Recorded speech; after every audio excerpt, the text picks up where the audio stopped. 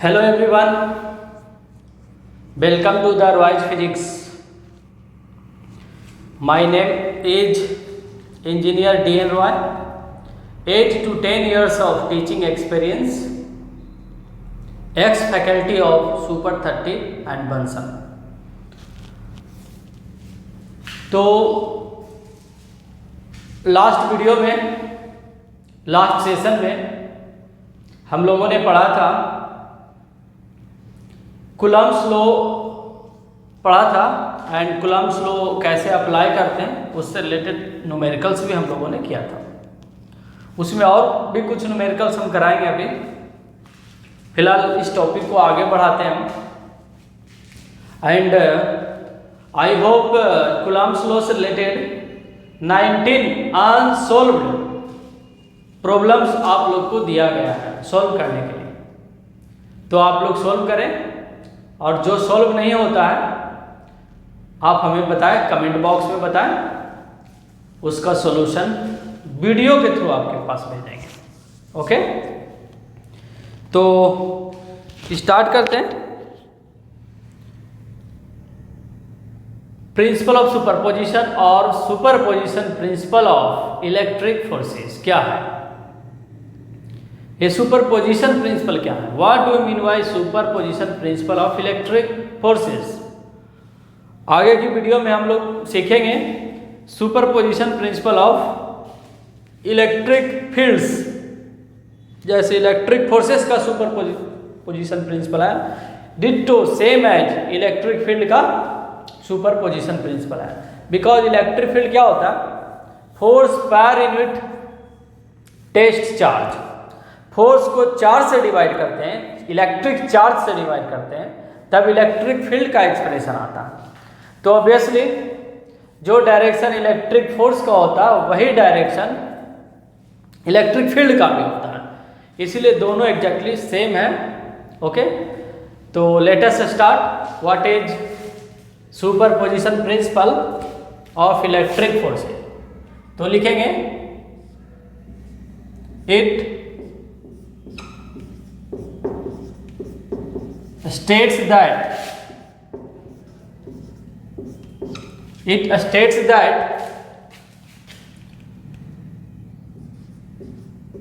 net electric force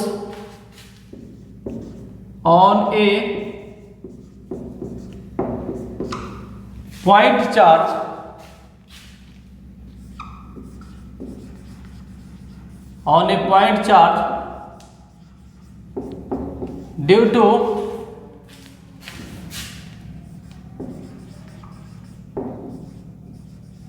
various point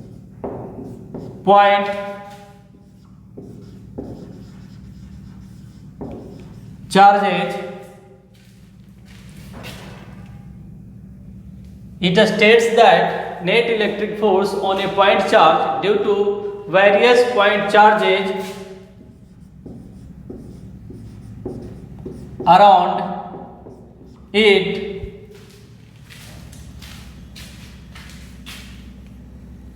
states that net electric force on a point charge due to various point charges around it is equal to vector some.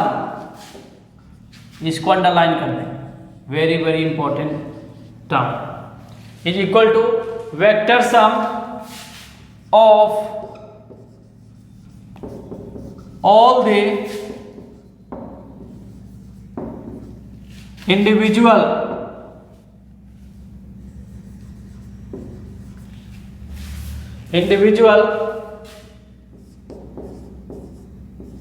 forces acting on that point charge।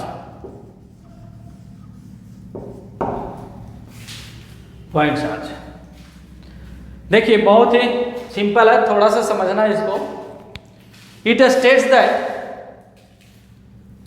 net electric force on a point charge due to various point charges around it is equal to the vector sum of all the individual forces acting on that point charge। इसका मतलब क्या है? इसका मतलब ये है, देखिएगा, ध्यान समझिएगा। Let us suppose at this point P, बाद में नाम लिख देंगे P, A charge Q naught is placed। इस पॉइंट P पे चार्ज Q naught है, इसके सराउंडिंग में बहुत सारे पॉइंट चार्जेज हैं, इस पॉइंट चार्ज का हमने नाम दिया Q1, इस पॉइंट चार्ज का हमने नाम दिया Q2, इस पॉइंट चार्ज का नाम दिया हमने Q3, इस पॉइंट चार्ज का नाम हमने दिया Q4 ... इस पॉइंट चार्ज का नाम है Qn। ओके, तो Q1 क्या करेगा? Q नोट के ऊपर फोर्स लगाएगा, तो Q नोट भी Q1 के ऊपर फोर्स लगा देगा, बाद में लिखेंगे इसको, एंड सोन यहां पे Q नोट है, Q नोट के ऊपर फोर्स एक्सर्ट करेगा, रिपेल करेगा उस डायरेक्शन में, Q2 Q नोट को रिपेल करेगा उस डायरेक्शन में। अगर Q3 निगेटिव है, Q3 अगर निगेटिव है, इफ Q3 इज निगेटिव, तो Q नोट को क्या करेगा? अट्रैक्ट करेगा, एंड Q4 अगर पॉजिटिव है तो इसको रिपेल कर देगा, ... Qn अगर पॉजिटिव है तो इसको रिपेल कर देगा। ओके, तो इस पे जो नेट फोर्स लगेगा, उन सारे फोर्सेस का क्या होगा? वेक्टर समेशन होगा, vector, not a scalar summation, vector summation होगा। तो एक बार फोर्स को हम रिप्रेजेंट कर देते हैं, force applied by Q1 on Q naught is equal to F1, and Q2 जो फोर्स लगाएगा उसका हमने नाम दिया F2, एंड Q3 जो फोर्स अप्लाई कर रहा है, अट्रैक्ट करेगा इस डायरेक्शन में, इस फोर्स का हमने नाम दिया F3 वेक्टर फॉर्म। Q4 इसको रिपेल करेगा इस डायरेक्शन में, इसका हमने नाम दिया F4, एंड Qn इसको रिपेल करेगा इस डायरेक्शन में, इसका हमने नाम दिया Fn। अब देखिए यहाँ पे लिख देंगे Q नोट, कोई डिस्टर्बेंस नहीं है, यहाँ पे P पॉइंट है। इस P पॉइंट पे एक हमने चार्ज लिया Q नोट, एक चार्ज हमने कंसीडर किया एट द पॉइंट P, तो उस पॉइंट P पे जो Q नोट चार्ज है, इन सारे चार्जेस के द्वारा क्या होगा? या तो अट्रैक्ट होगा या तो रिपेल होगा। पॉजिटिव चार्ज Q नोट है, तो इधर कोई निगेटिव चार्ज होगा, वो निगेटिव चार्ज उसको अट्रैक्ट करेगा, पॉजिटिव चार्ज उसको क्या करेगा? रिपेल करेगा। सेम एज Q नोट भी सारे चार्जेस के ऊपर फोर्स लगाएगा, उसको हम अब काउंट नहीं कर रहे हैं, अभी हम केवल ये जानना चाह रहे हैं कि Q नोट पे नेट फोर्स, टोटल फोर्स कितना लगेगा, Q नोट पे नेट फोर्स कितना लगेगा, टोटल फोर्स कितना लगेगा। तो according to principle of superposition, जो नेट फोर्स होगा ना, नेट फोर्स, इन सारे फोर्सेस का वेक्टर समेशन होगा F1 plus F2 plus F3 plus F4 ... plus Fn। इन सारे फोर्सेस का वेक्टर समेशन होगा, इसी को हम प्रिंसिपल ऑफ सुपरपोजिशन कहते हैं। प्रिंसिपल ऑफ सुपरपोजिशन का एक और डेफिनेशन बुक में लिखा रहता है, उसको हम बोलते हैं क्वालिटेटिव डेफिनेशन है, और ये जो डेफिनेशन है ना, क्वांटिटेटिव डेफिनेशन है। एक मैग्नीट्यूड के लिए एक फार्मूला देता है, मैग्नीट्यूड, इससे हम नेट मैग्नीट्यूड निकाल सकते हैं, इसीलिए इसको बोलते हैं क्वांटिटेटिव फार्मूला, क्वांटिटी देता है। एक क्वालिटेटिव फार्मूला क्या होता है? It is qualitatively explained as the force between 2 point charges, electric force between 2 point charges is independent of presence or absence of third charge। 2 point charge के बीच जो force लगेगा, दो पॉइंट चार्ज के बीच जो force लगेगा, देखिएगा आप उस डेफिनेशन को लिख भी सकते हैं। जब भी आप पढ़ने के लिए बैठे तो आप एक कॉपी में नोट करते रहें, तभी आप अच्छा पढ़ पाएंगे। लगेगा आपको क्लासरूम में पढ़ रहे हैं, क्लासरूम जैसा फीलिंग आएगा। ओके, और आपका टेंशन भी बनेगा, आप ज़्यादा ग्रैस्प कर पाएंगे, ज़्यादा कैच कर पाएंगे, समझ पाएंगे। ओके, तो इसका दूसरा डेफिनेशन है, इट ऑल्सो स्टेट्स दैट, और superposition principal is also states that, क्या दूसरा क्या इसका डेफिनेशन है कि 2 पॉइंट चार्ज के बीच जो फोर्स लगेगा, the force between 2 point charges, the force between 2 point charges is independent of presence और अब्सेंस ऑफ थर्ड चार्ज। फिर से, द फोर्स ऑफ इंटरैक्शन और force between 2 point charges, the force between 2 point charges is independent of presence और absence of third charge. देखिए यहाँ पे हमने 2 point charges लिया, एक Q1 है और यहाँ पे क्या है, Q2 है। Q1 Q2 को रिपेल कर रहा होगा, Q1 Q2 को रिपेल कर रहा होगा। इस फोर्स का नाम दे दीजिए F1 F21, इस फोर्स का नाम दे दीजिए F21। Same as Q2 Q1 को रिपेल कर रहा होगा, Q2 Q1 के ऊपर फोर्स लगा रहा होगा, इस फोर्स का नाम हम देंगे F12। ओके, तो इन दोनों फोर्स का जो मैग्नीट्यूड होगा, जितना लग रहा होगा, अगर हम चार्ज को चेंज ना करें, सेपरेशन को चेंज नहीं करें, तो उतना ही मैग्नीट्यूड का फोर्स लगता रहेगा, चाहे इसके आसपास में तीसरा चार्ज क्यों ना आ जाए, Q3 क्यों ना आ जाए। अगर Q3 आ गया तो अलग बात है, इन दोनों के बीच एक एक्स्ट्रा फोर्स और जनरेट हो जाएगा, इन दोनों के बीच फोर्स एक एक्स्ट्रा जनरेट हो जाएगा। दैट मीन्स Q3 Q1 को इस डायरेक्शन में रिपेल कर देगा एंड Q1 भी Q3 को इस डायरेक्शन में रिपेल कर देगा, Q3 Q2 को इस डायरेक्शन में रिपेल कर देगा एंड Q2 Q3 को इस डायरेक्शन में रिपेल कर देगा। बट 2 पॉइंट चार्ज के बीच जो फोर्स लग रहा है ना, उसमें कोई चेंजिंग नहीं होगा ड्यू टू प्रेजेंस और absence of the third charge. इन दोनों चार्ज के बीच जो फोर्स लग रहा वो लगता ही रहेगा, उतना ही मैग्नीट्यूड का लगता रहेगा, उसी डायरेक्शन में लगता रहेगा। इन दोनों चार्ज के बीच जो फोर्स लग रहा उतना ही मैग्नीट्यूड का लगता रहेगा, उसी डायरेक्शन में लगता रहेगा। इन दोनों पॉइंट चार्ज के बीच जो फोर्स लग रहा उतना ही मैग्नीट्यूड उसी डायरेक्शन में लगता रहेगा। तीसरा, चौथा, पांचवा, कितना भी चार्ज इसके पास, इसके सराउंडिंग में आ जाए, 2 पॉइंट चार्ज के बीच जो फोर्स लगेगा वो उतना ही लगता रहेगा, उसके मैग्नीट्यूड में कोई चेंजिंग नहीं होगा। इसी को प्रिंसिपल ऑफ सुपरपोजिशन कहते हैं। Isn't it clear to everyone? इसी को हम क्या कहते हैं, प्रिंसिपल ऑफ सुपरपोजिशन कहते हैं, इसी को हम प्रिंसिपल ऑफ सुपरपोजिशन कहते हैं। तो फिर से समझिए, it states that principle of superposition states that net electric force on a point charge Q naught due to various point charges around it is equal to vector sum। very very important to solve the numerical solve करने के लिए इस word को आपको याद रखना है, इस टर्म को आपको याद रखना, vector sum. It should be vector sum of all the individual forces acting on that point charge। इस पे जितने भी इंडिविजुअल फोर्सेस लग रहा है उन सबका वेक्टर समेशन, इसी को प्रिंसिपल ऑफ सुपरपोजिशन कहा जाता।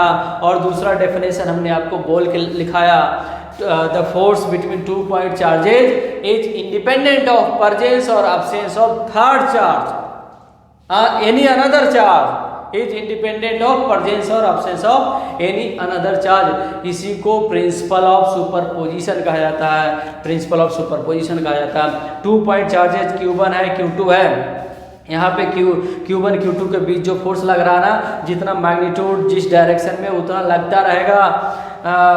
अगर कोई थर्ड चार्ज इसके सराउंडिंग में आ जाए, इसके प्रेजेंस में अगर कोई थर्ड चार्ज आ जाए तो अलग बात है, उससे भी इंटरेक्शन बना लेगा, उससे भी अफेक्शन बना लेगा, बट इन दोनों के बीच जो फोर्स लग रहा है उतना ही मैग्नीट्यूड के लगेगा, उसको प्रिंसिपल ऑफ सुपरपोजिशन कहा जाता है।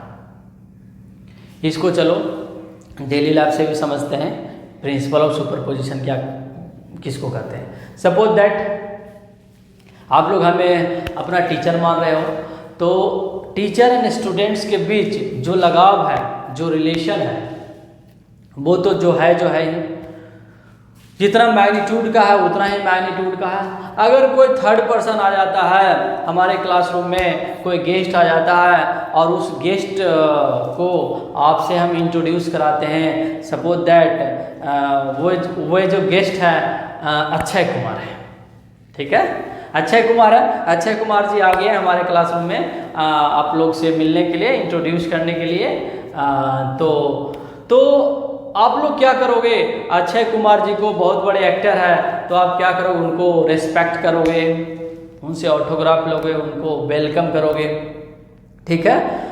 तो अगर आप उनसे वेलकम कर रहे हो और उस ड्यूरिंग उतना ही लगाव हमसे भी आप मेंटेन किए हुए हो, लगाए हुए जो पहले था हम दोनों में, आप लोगों में जो हमारा पहले से रिलेशन था, अगर उतना ही रिलेशन है तो उसको प्रिंसिपल ऑफ सुपरपोजिशन कहेंगे। अगर आप मुझे इग्नोर कर दोगे कि हट जाओ, आप तो हट जाओ, अभी आप हट जाइए, अभी तो अक्षय कुमार आए हुए हैं, तो उस मोमेंट के लिए, उस क्षण के लिए प्रिंसिपल ऑफ सुपरपोजिशन क्या हो गया, ब्रेक हो गया, उसको प्रिंसिपल ऑफ सुपरपोजिशन नहीं कहेंगे, ठीक है। तो इन दोनों के बीच जो फोर्स लग रहा था, इन दोनों के बीच जो लगाव था उतना ही लगाव मेंटेन है। अगर तीसरा कोई आ जाए तो इन दोनों के बीच का जो लगाव है, इन दोनों के बीच का जो फोर्स है, उसके मैग्नीट्यूड में कोई घटोतरी और बढ़ोतरी नहीं होगा, उसी को प्रिंसिपल ऑफ सुपरपोजिशन कहा जाता है। Okay, I hope very much clear about principal of superposition, ठीक है। इससे रिलेटेड एक अभी हम न्यूमेरिकल करते हैं, तब आपको बहुत अच्छे से समझ में आ जाएगा कि प्रिंसिपल ऑफ सुपरपोजिशन क्या है।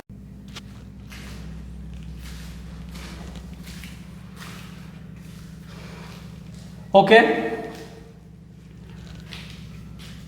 Here 3 point charges 2 coulomb, 4 coulomb, 6 coulomb are placed on the vertices of an equilateral triangle of the side 3 meter। एक इक्विलेटरल ट्रायंगल है जिसका साइड 3 मीटर है, उसके वर्टिसेस पे 2 coulomb, 4 coulomb, 6 coulomb चार्जेस को placed किया गया है। तो आपसे पूछा गया find net force on 2 coulomb placed at the point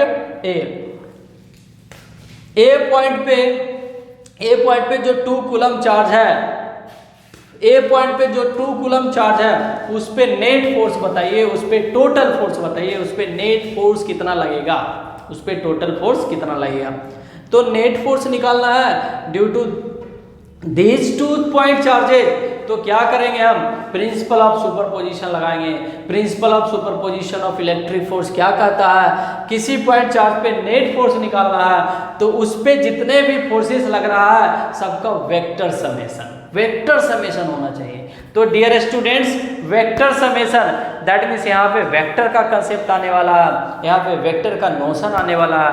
तो वेक्टर का कंसेप्ट बहुत इंपॉर्टेंट है, इसीलिए बोला गया है vector is the backbone of physics. अभी वेक्टर का भी हमारा पैरेलल क्लास चल रहा है फॉर द क्लास 11th।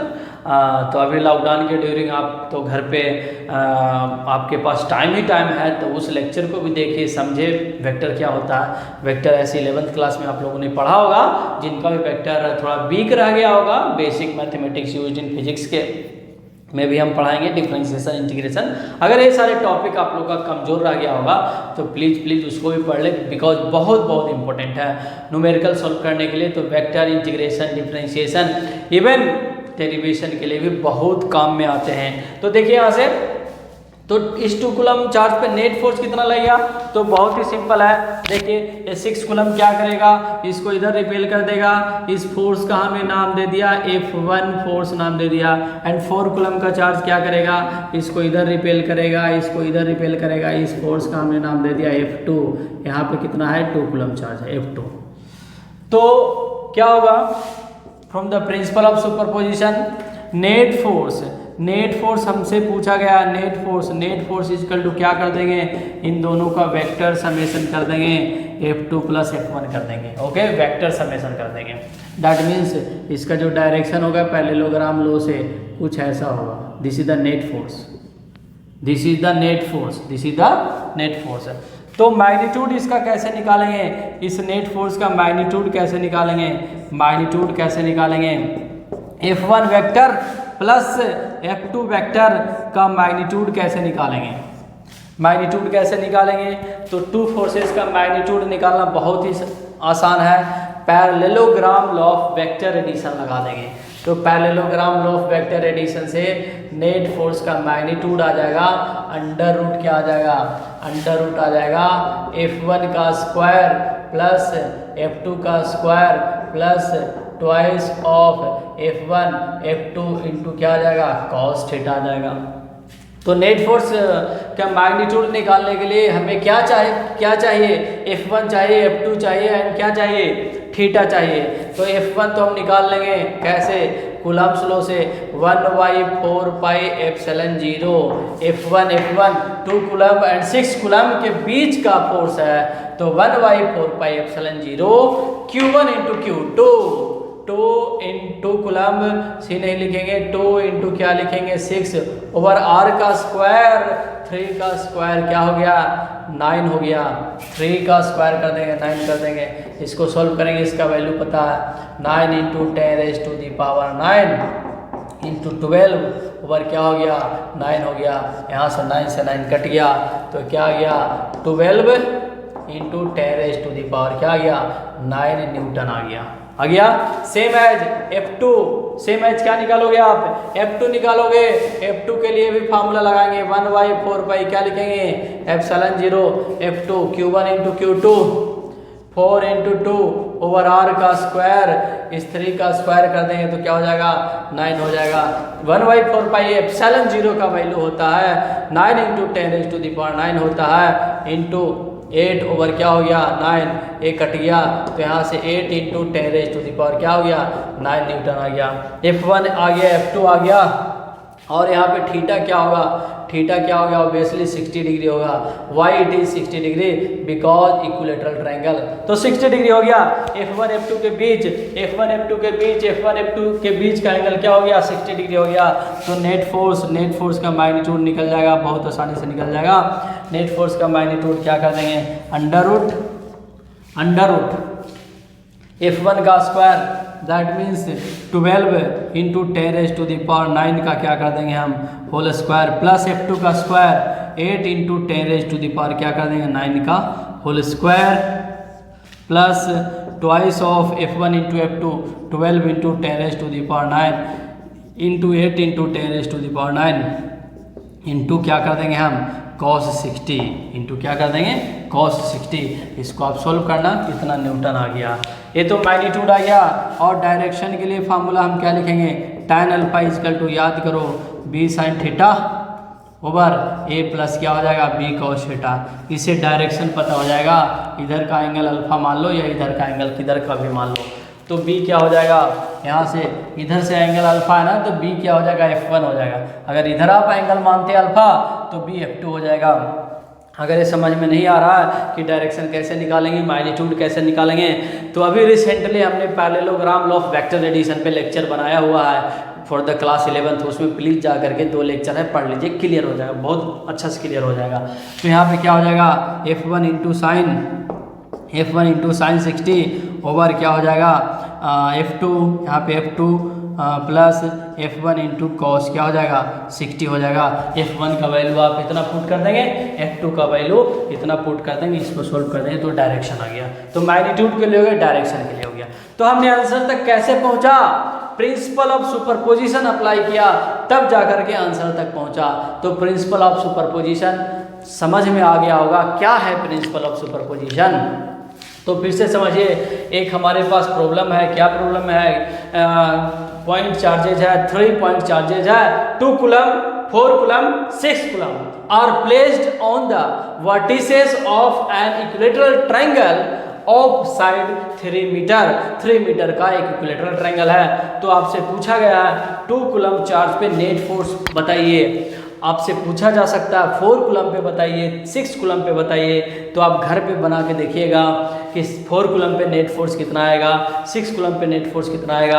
तो इसको भी ऐसे ही बनाएंगे, 2 कूलम इसको इधर रिपेल कर देगा एंड 6 कूलम इसको इधर रिपेल कर देगा, नेट इधर जाएगा। अगर इस पे नेट फोर्स पता करेंगे तो 2 कूलम इस डायरेक्शन में रिपेल करेगा एंड 4 कूलम इस डायरेक्शन में, नेट का डायरेक्शन इधर होगा अकॉर्डिंग टू पैरेललोग्राम लॉ। तो net force equal to F1 plus F2 हो जाएगा। अगर एक चार्ज और कहीं रहता तो प्लस F3 हो जाता। आगे करेंगे हम प्रॉब्लम, इससे रिलेटेड बहुत सारे न्यूमेरिकल्स करेंगे जिसमें आपको और अच्छी तरह से समझ में आ जाएगा, अच्छे ढंग से समझ में आ जाएगा प्रिंसिपल ऑफ सुपरपोजिशन हम कैसे अप्लाई करते हैं। तो नेट फोर्स इक्वल टू आ गया F1 प्लस F2। तो नेट फोर्स का मैग्नीट्यूड कैसे निकालेंगे, तो 2 फोर्सेस का मैग्नीट्यूड निकालना होगा तो parallelogram law of vector addition का यूज करें। अगर 3 फोर्सेस का निकालना हो तो आप कंपोनेंट्स मेथड का यूज करें। आगे हम बताएंगे भी कंपोनेंट्स मेथड कैसे अप्लाई करते हैं, दैट मीन्स 3 फोर्सेस का रिजल्टेंट का मैग्नीट्यूड एंड डायरेक्शन कैसे फाइंड करते हैं। तो नेट फोर्स का फॉर्मूला हो गया a² plus b² plus 2ab cos theta, formula आपने पढ़ा होगा। तो F1² plus F2² plus twice of F1 F2 into क्या हो जाएगा, cos थीटा हो जाएगा। क्या हो जाएगा, cos थीटा हो जाएगा। तो F1 का F1 इक्वल टू क्या हो जाएगा 1/4 pi epsilon 0। F1 equal to क्या हो जाएगा 1/4 पाई एप्सिलॉन 0। F1 क्या है, F1 क्या है 2 कूलम एंड 6 कूलम के बीच लगने वाला फोर्स है। तो 1/4 पाई एप्सिलॉन 0 2 × 6 ओवर 3 का स्क्वायर, तो 12 × 10⁻⁹ आ गया। F2 निकालना है तो 1/4 पाई एप्सिलॉन 0। F2 क्या है 4 कूलम एंड 2 कूलम के बीच लगने वाला फोर्स है। तो 1/4 pi epsilon 0 Q1 × Q2 over R square. तो इतना आ गया। F1 F2 का वैल्यू यहाँ पे हमने पुट कर दिया, इस फॉर्मूला में पुट कर दिया। एंड थीटा का वैल्यू 60 डिग्री होगा। क्यों 60 डिग्री होगा, बिकॉज इक्विलेटरल ट्राइंगल है तो सारे एंगल 60-60 ही होते हैं। तो सारे एंगल क्या हो गए 60-60। आप इसको सोल्व करना, कैलकुलेट करना, मैग्नीट्यूड आ जाएगा एंड डायरेक्शन के लिए tan अल्फा का यूज करेंगे तो डायरेक्शन निकलेगा। Okay, I hope very much clear about principal of superposition. पहले हमने समझाया प्रिंसिपल ऑफ सुपरपोजिशन क्या, उससे रिलेटेड एक हमने प्रॉब्लम कराया, न्यूमेरिकल कराया। I hope very much clear. Okay, तो thanks for watching my video.